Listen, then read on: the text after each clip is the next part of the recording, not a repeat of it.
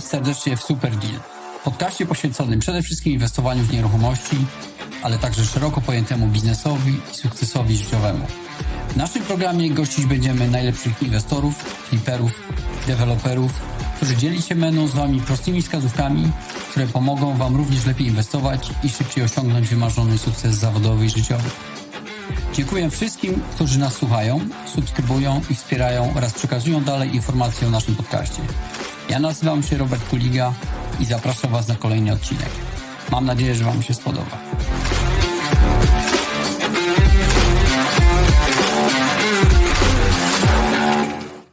Hello everybody, welcome to the next episode of Super Deal podcast. Today my guest from Sweden actually, Johan Steene. I hope my pronunciation is well. Is okay for you? Very good, Robert. Thank you. Thank you for being here. Try to make best. I know Swedish pronunciation is slightly different than English.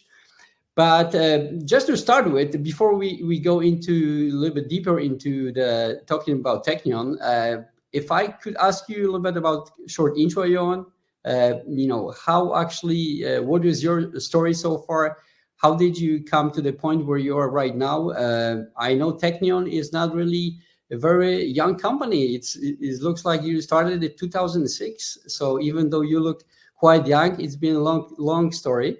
So if you could share a little bit briefly, at least, how was it? Thank you for saying that about my appearance. I just turned 50. Wow. Yeah. But I let's see where to start. But I studied mechanical engineering and I have a degree in that from the Royal Institute of Technology in Stockholm.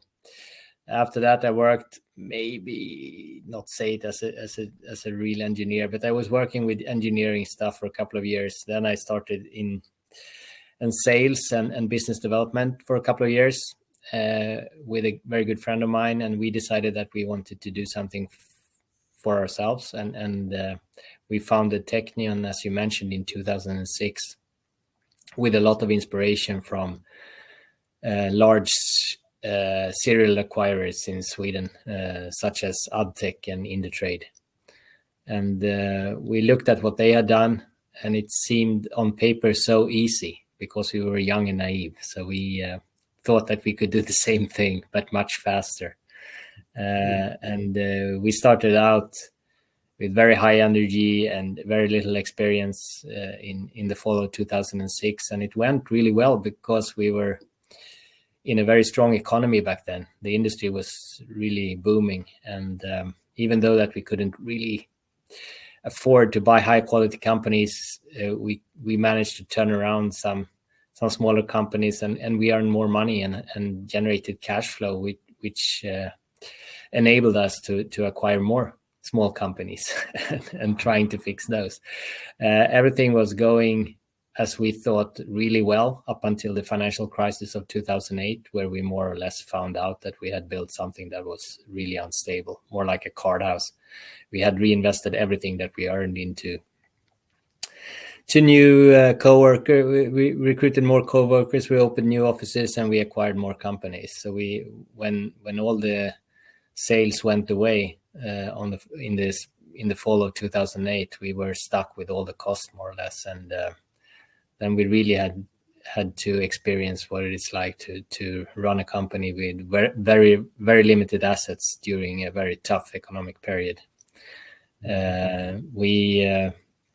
By the help, for the first time, we had to reach out to external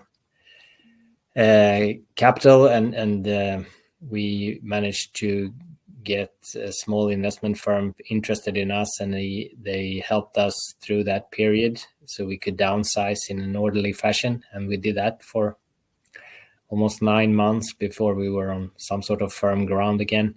That was so in the summer of 2009, we were more or less half of what we had been the year before, both in headcount and in sales. But we were starting to not lose money anymore. We were starting to earn a little bit of money again. And from there, we've been trying to build it more solid, like laying brick to brick and just taking it slow and learning from from every small mistake you make. If you take small steps, you don't have to crash hard. You can hopefully feel that this is not the right way to go, and turn things around a little bit all the way and all the time. And slowly we hopefully have gained some knowledge and experience, and perhaps been doing better and better acquisitions, running our companies, subsidiaries better and better.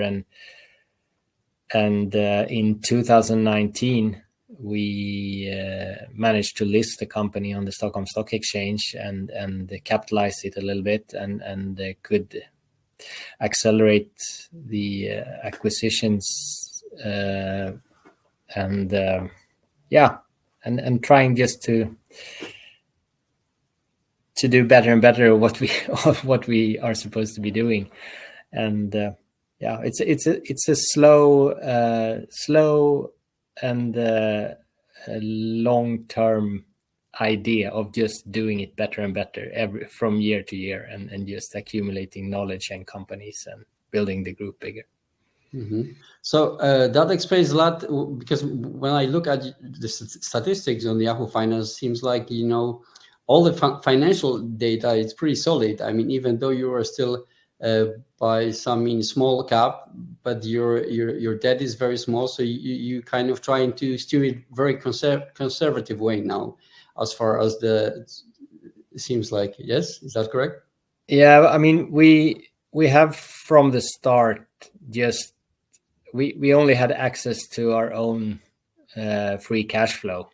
Mm-hmm. And as long as we could show the bank that we were able to generate cash flow, they were willing to loan us money for new acquisitions. So we have more or less funded everything with own cash flow and bank loans, like 50-50 in general, throughout all the years. And then, of course, you have to have really good relationship with the bank, but you also have to be certain that you can generate cash flow. Otherwise, everything will halt. So for us, the most important thing is to always run the business so it will give free cash flow at the end. And it seems like you've been profitable for pretty much all the time for the last couple of years at least. I mean, I think the only year that we lost money was in 2009, because we were really bleeding in the spring, and so I think we ended that year with losing almost 1 million Swedish krona. But since then we've been profitable. Okay, great. When I've looked at it in dictionary, Teqnion in Swedish means technological, right? Technology. It's a word that we just came up with when we wanted to find something that we were playing with words, and it was technology and the unification of technology, and just to find a name that we thought was good back then. And we decided to spell it with a Q in tech, because where I studied in the Royal Institute of Technology in Stockholm, it's like a student thing that you spell everything that should have a K with a Q, and it was fun back then, but I don't know if I changed my mind over the years, because you always have to spell it out to people how it should be spelled. But so it was just playing with words. Okay, so but still, when I've looked at the portfolio of the companies, seems like you are more in the area of industrial entrepreneurship, I would say, with some sort of technological twist, I would say, it seems like. So you're not only buying companies that have a solid, I would say industrial background, but also have some twist going into the future. Is that correct? Is that some sort of your strategic approach to? Yeah, I think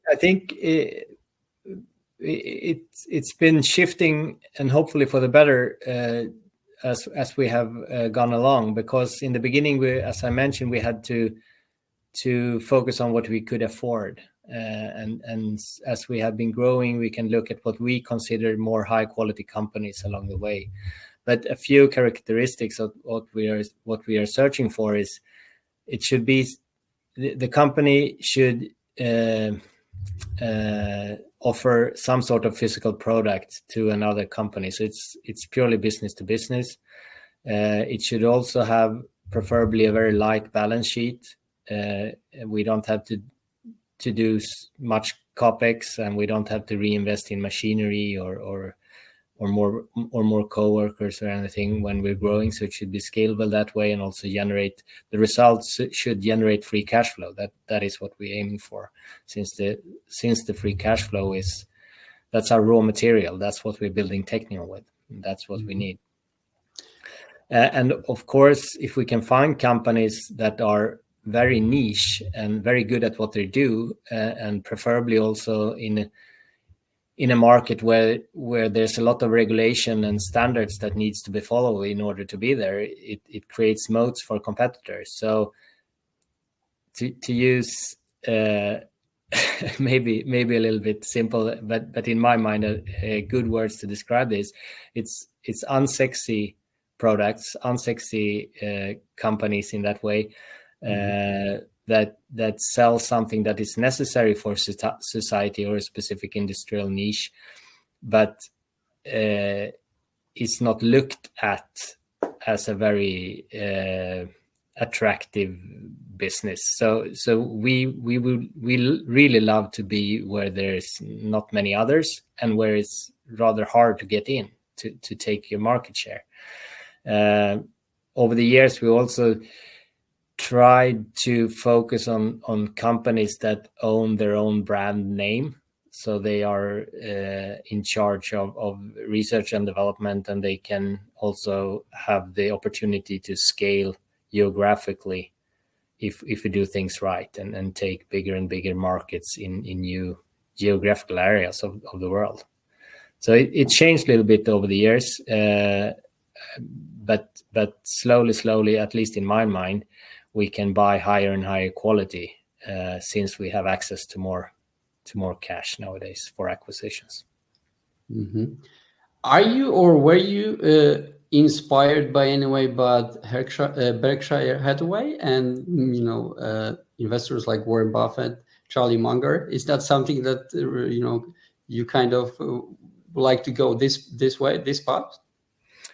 We to put it this way, I don't come from a financial background. I don't have my idols are not in that category of people.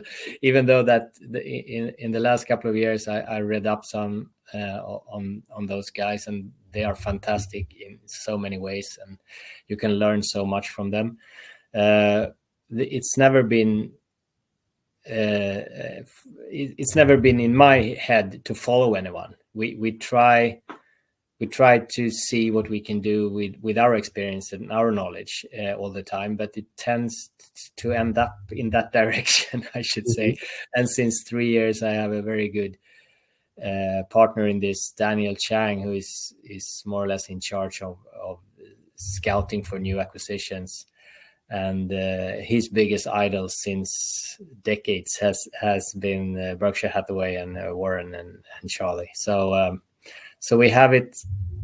I have a picture of him back here behind me, but it's so they are here in some ways. Maybe not every day in my head, but at every second in Daniel's head. So I don't know if that there is some sort of value investing seat in both of you, right? I guess.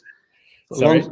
I said there is some value investor seat in both of you that builds a long-term relationship with the companies. Yeah, exactly. This is going to be my next question. What's your unique approach to the companies that you acquire? What are your secret sauce for when you look for the companies? Because mergers and acquisition is not as you mentioned, not the easiest thing to do. I mean, it seems to be easy when you start. And then when you go deeper, to fix the companies or improve them or help them in any way, it takes knowledge and experience and time as well. Do you have any unique approach to this? I don't know, but I can tell you what we do. Okay, so it's unique, but we're trying to do it a little bit better every time. But we're looking, as I mentioned, for companies that have pretty light balance sheets that doesn't need to reinvest much of their earnings into their own growth. And when it comes to searching for them, one very, very important aspect of a good acquisition is that we really enjoy being with the people in that company. So a big part of our DD process is to get to know the owners and see what type of culture they build around themselves and within their company. And that's definitely a good way for me to understand if this is people that we can work with in good times and in bad times.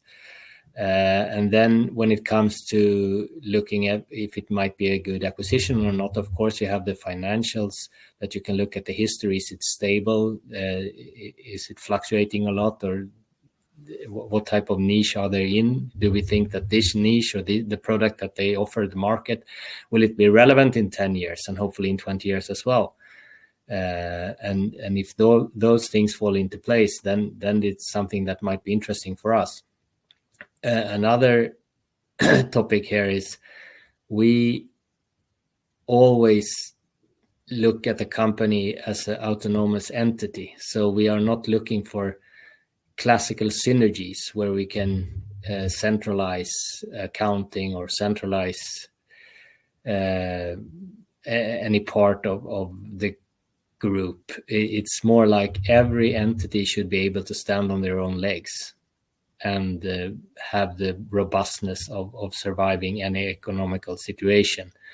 Together we can help each other out because we are many people now, many companies, so we will always support each other and help each other out. But it's every company should be able to stand by themselves. So that makes the entire group very robust. And now, since we've been looking for companies outside of Sweden, when we started out, we didn't dare to look very far away from where we lived, because we wanted to be able to go out there physically and meet our coworkers and help them out. Now we dare to cover most of Sweden, at least. I say that, but in truth, we are only halfway up north because it's a very long country. But we cover at least the west coast, the south coast, and here in Stockholm area where we're located. And a couple of years ago, we also dared to jump over the North Sea into the British Islands. So we have now 4 companies in England and 1 in Dublin, Ireland. And of course, that gives us even more robustness when we can do the same type of idea or business model in several countries. We are targeting more markets, which is of course good. Okay. My next question is about a little bit about the challenges and opportunities in this mergers and acquisition industry. If you could tell us a little bit about that, what's your experience? Since it's quite extensive, pretty much almost 20 years now. If you could just tell us a little bit for the people that maybe think about going into this area of entrepreneurship, of buying companies, fixing them. What's your experience in that area? As at least a little bit, if you could share with us. What we're trying to do is to find companies that doesn't need any fixing or any help. We try to target companies that show a solid history and that we think have a bright future just by themselves. What we do when we acquire them is that we try to change nothing. We try to keep the entrepreneurs or the sellers on board for as long as possible. Normally, when we agree on an acquisition, we have a system where they have to stay on board for at least 2, almost every time 3 years nowadays. So we have a long period of time where we have to work together and try to continue things as usual, and also hopefully over time get to know them, get to know the people employed, and get to know their business so we can help them and maybe tune a few things so they become even better than what they've shown in the history. And during that period, when the entrepreneurs or the sellers are still on board, thankfully enough, it seems like they enjoy working with us, so they stay on, even though that they thought beforehand when they sold the company was maybe, okay, I stay on board for a couple of years and then I retire. What tends to happen is that they think it's fun to work within the group, and also with an active board that gives them energy and new ideas. So they stay on for longer.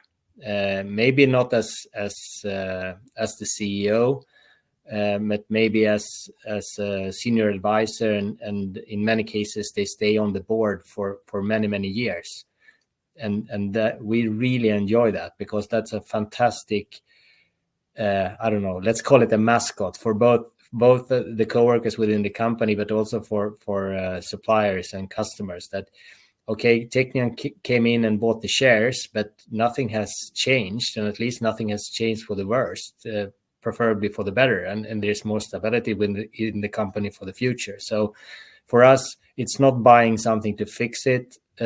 We try to buy something that we just can support for the future. So we don't control our subsidiaries. That's not the intention. Our intention is to buy something that we can support and hopefully help be a good company in 10 and 20 years to come.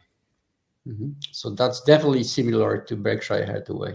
I mean, in this sort of approach, I could say. All right, and if you could you share any sort of I don't know, 3 tips for someone that would like to go into this sort of area? If you could put yourself back to 2006, 10, when you were starting this, what sort of biggest mistakes did you make that you would not make now or try to avoid now? Yeah, maybe the most important one we discussed, we already covered. Don't believe that you can buy something that needs fixing and it will be quick and easy. Something that you feel in your gut that this is probably not so good, it will be much worse when you have control over it. So a good feeling is in my opinion anyway, if it feels really good all the way, it's normally even better. And if it feels a little bit awkward, it's going to be really bad. So stay away from something that you think might be good, but you have some doubts about it. Be really careful if you approach there.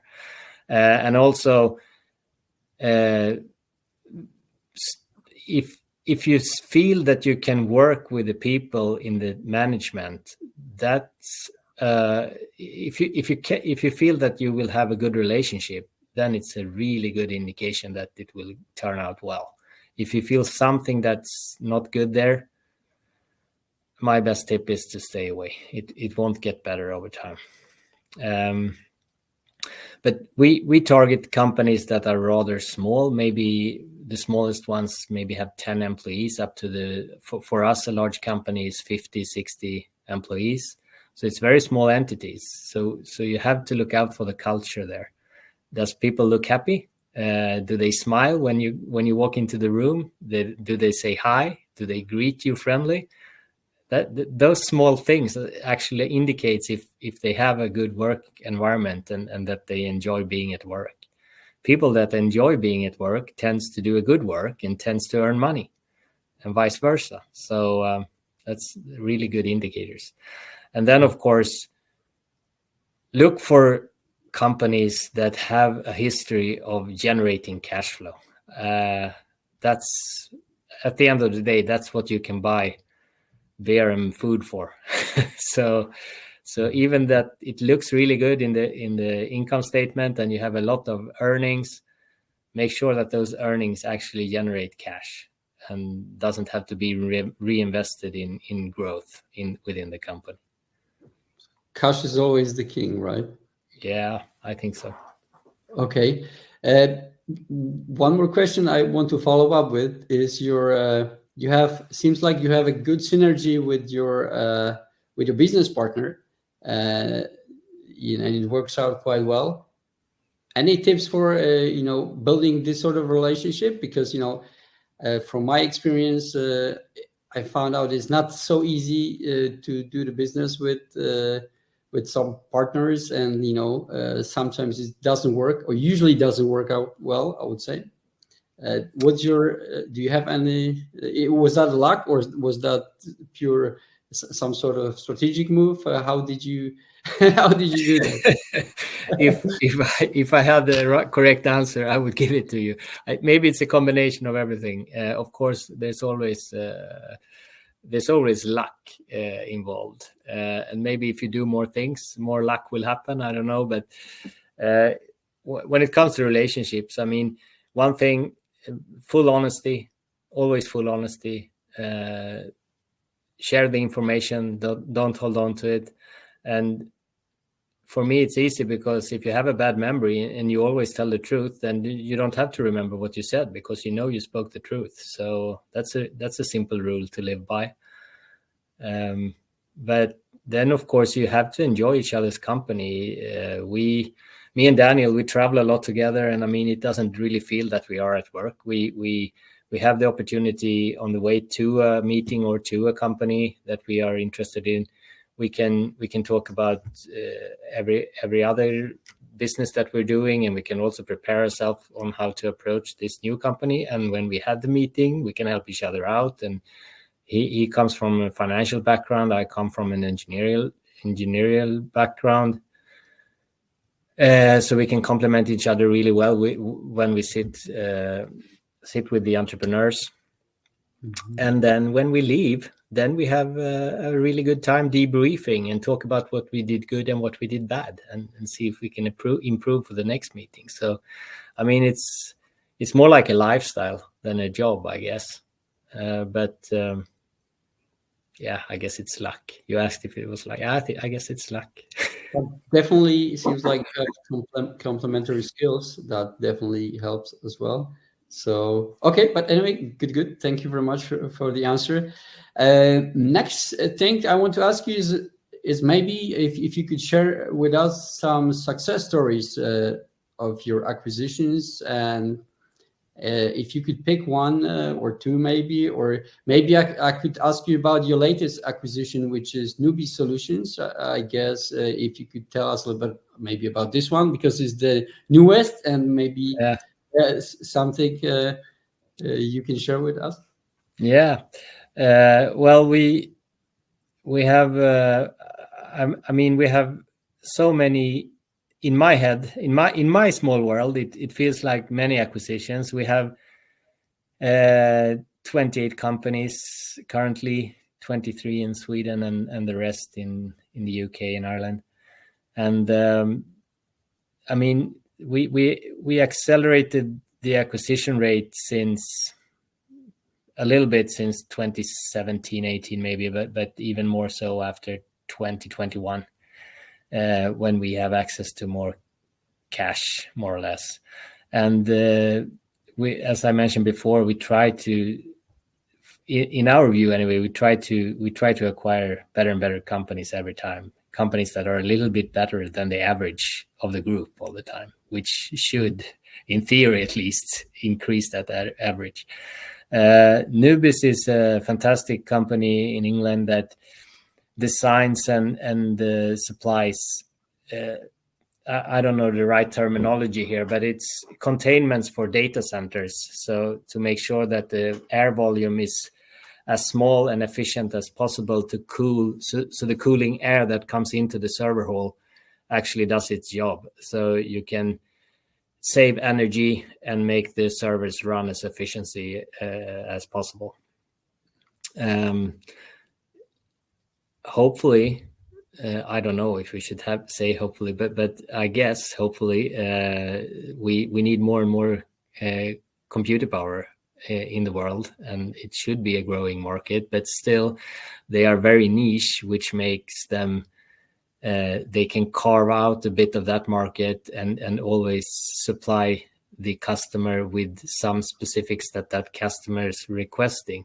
If it's a specific color, if it's a specific design of the doors into the hallway, special glass openings to show their really cool servers or whatever, efficient lighting, efficient fire protection systems that is specific for that is bespoke for a specific customer. So they can always find a business where maybe the big global companies only can offer something from a catalog. We can always offer the customer something that is really unique for that customer's wish. A good team, efficient team, handful of designers, and a group of and installation engineers, mechanics that do the handiwork. And when it comes to light balance sheet, they have everything outsourced when it comes to manufacturing. So they design and tell them and there's suppliers what they should make for them, and then they collect everything and put it in place in the customer's facility. Mm-hmm. So is that something you made that move because you obviously, when we look at what's happening now with the revolution in artificial intelligence, blockchain, is that something that you kind of consider or you will consider in the future acquisitions? To be honest, sometimes this happens that we find something that is also a little bit in hype when it comes to discussions on internet or in the market. But we actually, to be truth, we try to find companies that have shown stability and good earnings for a very long time, regardless of the trends in society at the moment. So sometimes we come across this and we can say, yeah, look, this is good because now everyone's going to build data centers, but that's not what we're looking for. We're looking for something that we believe that we can see has been stable and really good in the past, and that we believe also can have a relevance in the future. So, yes, and if it happens to be a trend right now, okay, it happened. Maybe that's luck then. But we don't scout that way. So we're not out scouting for someone that supplying the basis for the AI revolution or something like that. If that happens, it happens. We try not to be where everyone else is. Sure. I mean, definitely you have your niche that I can see. Maybe one more question. What do you actually do? I mean, you obviously work and then you have some free time. How do you keep yourself, I would say, in a good physical condition, psychological condition? Because seems like not everybody that work in the business and run businesses think about this side. To become a like top performer, you have to take care of your body as well and mind. I think it's a very interesting topic. I strongly believe that you need to use both your head and your body to be happy, and also to maybe have the energy to spread some of that happiness around you. First of all, it's so important that the people that you spend all your awake hours with, all your coworkers, that you create a culture there where people love to be. So you get energy from each other. Super important. But then, of course, I mean, it's a balance act. For me, I look at it in three different legs. One leg, of course, family, the core and your closest friends. You have to balance time for them so you don't neglect them. Spend quality time with them and be close to them. Then, for me at least, I believe I need some sort, let's call it a hobby or something that you do for yourself, where you can be alone and where you can just relax from everything.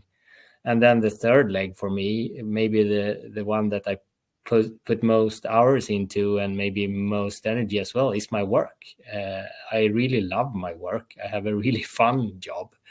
But I mean, if you do one of these three things too much, the other two suffer. And I think to find some individual balance between the three is really important. My hobbies that I found this over, it's almost 15 years ago now. I read a book about something called ultra running, where you run races that are longer than a marathon, and maybe not running for me anymore, but at least jogging. So I have done a lot of these really long races, both on track, on road, and in the wilderness. And that has helped me to find that solitude and just do something that is super simple. You just put one foot in front of the other until you reach the finish line. I mean, you don't have to be really creative to do that. You just have to do it to finish the race. And it's been a really clear and for me helpful goal in that hobby. It's very simple and clean, and I like that. And of course, I had the opportunity to travel to different countries and meet a lot of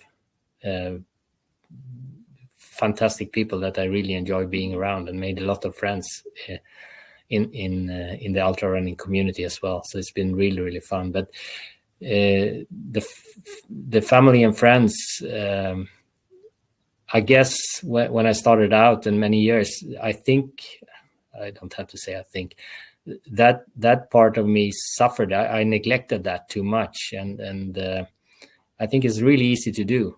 You should ask my wife, but I think I'm a little bit better at that nowadays, and I cherish those moments so much more. But we have always been really rigorous when it comes to spending quality time together during our summer vacations. For example, we have 2 kids, and we always try to be really close, even though that they have grown up now and are big boys, physically larger than me, but they still want to hang around, and I really appreciate those times. One more follow-up question. Do you have any way to, how do you manage stress? Any way to, because obviously it is stressful sometimes and you have to do it. Did you find any way to do it efficiently in your own life and business? I think you can get used to almost anything if you gradually just move into that type of lifestyle. So for me, I believe it helped that I've done a lot of jogging. I commute to work by jogging. I have like 10 Ks to work, and then I do the same trip back home. It means that in the morning I can clear my head and get the heart pumping a little bit, and the same when I leave work, I can clear out the head and come home and be a little better husband to my wife, and a little bit better father to my kids, I believe, by that short jog. So that physical movement has definitely helped. But I mean, it's very easy to find a structure in life where you don't move, because it's very easy to persuade yourself that I worked so hard today, so I don't have the energy to go to the gym or take my to go out jogging or whatever. But that's just fooling yourself, of course, and everyone knows that. You feel so much better after a workout and after using your body, and our bodies are, of course, developed or evolved to do physical labor, so that needs to be one part of life, I think, to be happy and healthy. Yes, definitely. I think in your case, seems like it's like active form of meditation. And from my experience, I have to say I have similar things. And as a matter of fact, I've noticed that when I do this sort of activities, like I come up with some ideas that, I think it's some sort of, maybe moving away from other things. When you start moving your body, your mind frees up and kind of lets you come up with some new ideas that otherwise you think too much about, maybe. Absolutely. I agree with you. You've noticed that as well? Yeah, definitely. Yes, so that's why I think we should recommend everybody to have some sort of, not only work hard, but also don't forget about mind and body connection, and to keep active and healthy this way. Okay, maybe closing questions. One would be, where do you see Teqnion in 10 years as a company? What's your long-term vision? I know 5-10 years. Do you have one, or Don't we have financial targets that I really like. They are in 3 stages more or less. So the first stage is that should always be fulfilled is the stability. We don't want to take on too much debt, so we risk everything that we have. So keep the debt low. And the second one is that what we have within the group should be functional and working, and we have a target there to have the EBITDA margins above 9%. That should also be in place all the time. That means that we do something right within the group. And after that, when we have those 2 targets in place, we should just chase the third one, which is the fun one, and that is increasing earnings per share. And we have said that we should be able to double that every 5 years. That is, of course, equivalent to almost 15% per year, but we don't want that target because we don't want to look so sorry for my English, but we don't want to have that short type of target. We don't want to get forced into reach a target. We have to do this acquisition to reach that target. If we feel this is not right for us, then we will feel confident to just walk away and wait for something that is right. And that also, I think, over time will attract the right type of investors for us or shareholders for us if they see and believe that we actually have the long perspective of things. So we'd rather have double EPS every 5 years instead of having 15% per year. So the long term is to continue what we're doing, hopefully a little bit better every time, small step in increasing everything we do. And I think we have we can only look for the horizon and walk towards it, and hopefully things will turn out the way we want to. Yes, definitely. I mean, so far you've achieved lots of things, and I believe, with this sort of approach and your leadership together with your business partner Daniel, I think all the good things are still to come, and hopefully I wish that for you. And thank you very much today for your time, for the time you've spent with us. One more thing, if someone would like to reach you, what would be the best way? The best way is probably to send me an email, and my email address is on the webpage. So please feel free to do that. Thank you so much for having me, Robert. It was a pleasure talking to you. Great. Thanks a lot as well. It was a pleasure talking to you as well. I definitely learned a few things. And hopefully maybe we can talk in the future as well, And also I would like to encourage people to have a look at your stock at stock exchange and look at Teqnion, find out a little bit more about this company. I think it's very there's a big chance for people that would like to invest in interesting companies. So everybody, it's listed at stock exchange, right? Is that correct? Yeah, it's at Nasdaq First North Growth Market. It's called. It's a very long name, but you will find it on the Stockholm Stock Exchange. Yeah. So we encourage everybody to have a look at that as well. Thanks a lot for today, and everybody, please listen to our next podcast, next episode. Coming on soon. Thanks a lot. Bye-bye. Thank you very much. Bye-bye. Mam nadzieję, że spodobał Wam się dzisiejszy odcinek podcastu Super Deal. Jeśli jeszcze nie jesteście naszymi subskrybentami, kliknijcie już teraz przycisk subskrybuj, aby mieć pewność, że nie ominie Was kolejny odcinek. Pamiętajcie, sukces, jak i porażkę można przewidzieć. Jeśli Waszym celem jest szybsza droga do sukcesu w nieruchomościach, biznesie i nie tylko, słuchajcie nas w kolejnych odcinkach. Do usłyszenia.